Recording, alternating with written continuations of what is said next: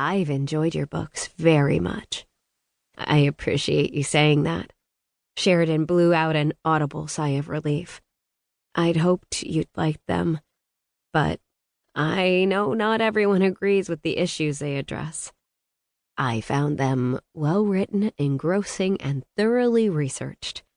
All skills I learned in your freshman English class and polished in your senior honors seminar. A weight lifted from Sheridan's shoulders. Thank you. You had the talent.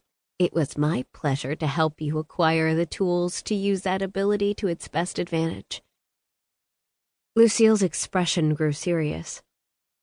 I heard your father was taken to the hospital this morning. Is he okay? We don't know yet. Sheridan barely stopped herself from making a face. Every household had a police scanner, and very few of the town's citizens understood the words, "none of your business." Although it was nice that the people cared what happened to each other after living for so many years in the anonymity of a big city, it was disconcerting to be the target of their scrutiny once again. They didn't find out what was wrong? Lucille's eyebrows drew together.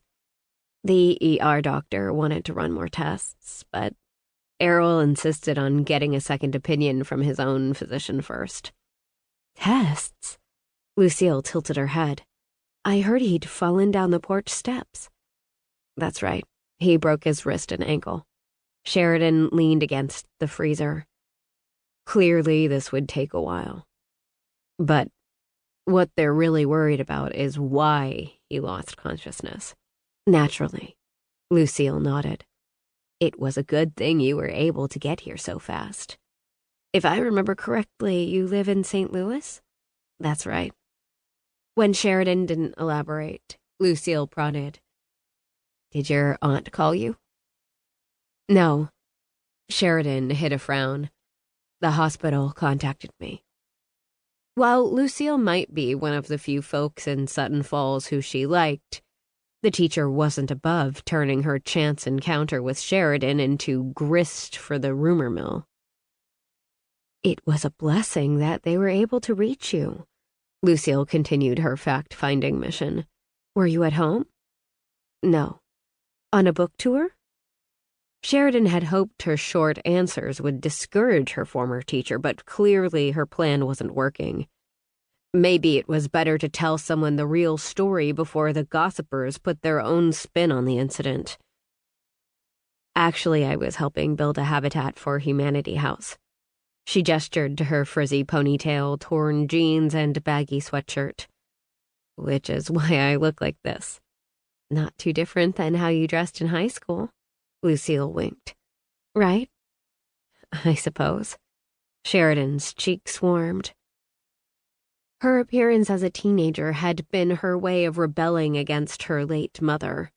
Vivian Sheridan Davis had been a stunningly beautiful woman who had always taken pride in being flawlessly dressed, made up and coiffed whenever she was in the public eye. Sheridan bore her mother's family name, and Vivian had been determined to turn her into the pretty and popular daughter who would live up to the honor. But that was a long time ago. Lucille's brown eyes were sympathetic. I'm sure it was just a phase you were going through. I like to think I've changed since then. Feeling compelled to explain her dishabille, Sheridan said, Unfortunately, I was over an hour away from my condo when I got the call, so I drove straight from the construction site to the hospital.